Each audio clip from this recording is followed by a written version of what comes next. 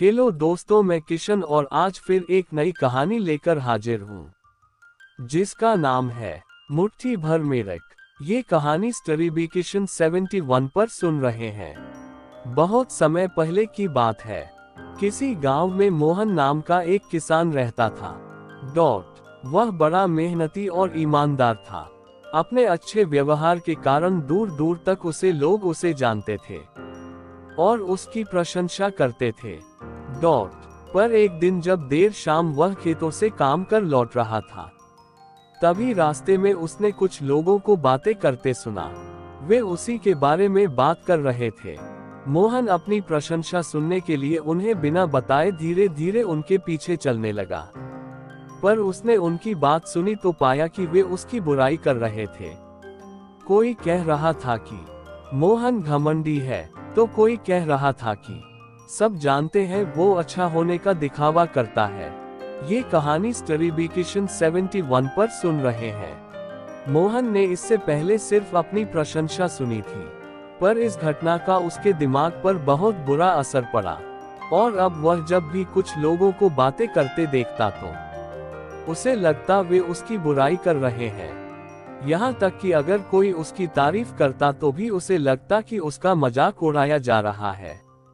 धीरे धीरे सभी ये महसूस करने लगे कि मोहन बदल गया है और उसकी पत्नी भी अपने पति के व्यवहार में आए बदलाव से दुखी रहने लगी। और एक दिन उसने पूछा, आजकल आप इतने परेशान क्यों रहते हैं? कृपया मुझे इसका कारण बताइए। मोहन ने उदास होते हुए उस दिन की बात बता दी। पत्नी को भी समझ नहीं आया कि क्या किया जाए, पर तभी उसे ध्यान आया कि पास के ही एक गांव में एक सिद्ध महात्मा आए हुए हैं। और वो बोली, स्वामी, मुझे पता चला है कि पड़ोस के गांव में एक पहुंचे हुए संत आए हैं। चलिए हम उनसे कोई समाधान पूछते हैं। अगले दिन वे महात्मा जी के शिविर में पहुंचे। मोहन ने सारी घटना बताई और बोला, महाराज, उस दिन के बाद से सभी मेरी बुराई और झूठी प्रशंसा करते हैं। कृपया मुझे बताइए कि मैं वापस अपनी साख कैसे बना सकता हूँ। महात्मा मोहन की समस्या समझ चुके थे।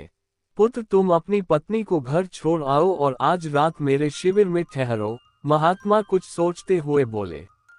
मोहन ने ऐसा ही किया, पर जब रात में सोने का समय हुआ तो अचानक ही मेढकों के टर टर की आवाज आने लगी। मोहन बोला, ये क्या महाराज, यहाँ इतना कोलाहल क्यों है? ये कहानी स्टोरी बी किशन 71 पर सुन रहे हैं। पुत्र, पीछे एक तालाब है। रात के वक्त उसमें मौजूद मेघ अपना राग अलापने लगते हैं, पर ऐसे में तो कोई यहाँ सो नहीं सकता। मोहन ने चिंता जताई। हाँ बेटा, पर तुम ही बताओ हम क्या कर सकते हैं? हो सके तो तुम हमारी मदद करो, महात्मा जी बोले।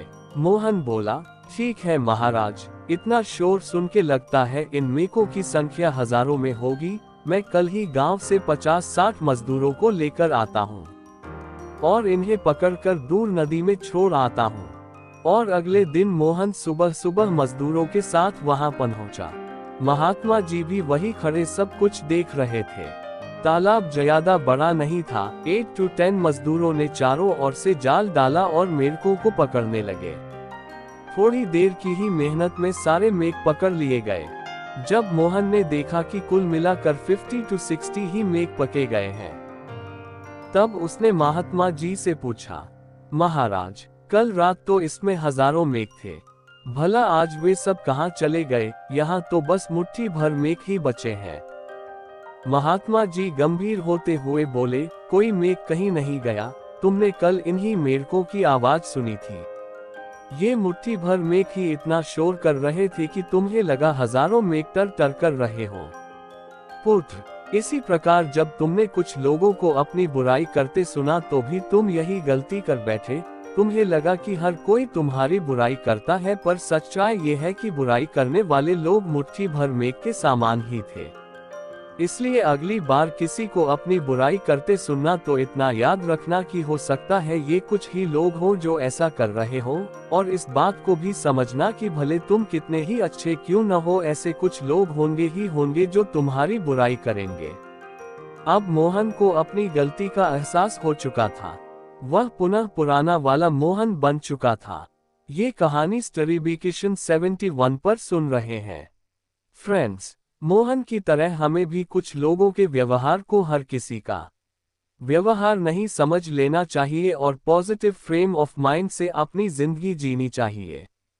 हम कुछ भी कर ले पर लाइफ में कभी ना कभी ऐसी समस्या आ ही जाती है जो रात के अंधेरे में ऐसी लगती है मानो हजारों मेघ कान में टर टर कर रहे हों। पर जब दिन के उजाले में हम उसका समाधान करने का प्रयास करते हैं तो वही समस्या छोटी लगने लगती है। इसलिए हमें ऐसी सिचुएशंस में घबराने की बजाय उसका सल्यूशन खोजने का प्रयास करना चाहिए और कभी मुट्ठी भर मेकों से घबराना नहीं चाहिए। दोस्तों, कहानी कैसी लगी जरूर बताएं और दोस्तों के साथ शेयर करें। और हाँ, कहानी अच्छी लगी हो तो चैनल को सब्सक्राइब जरूर करें। धन्यवाद।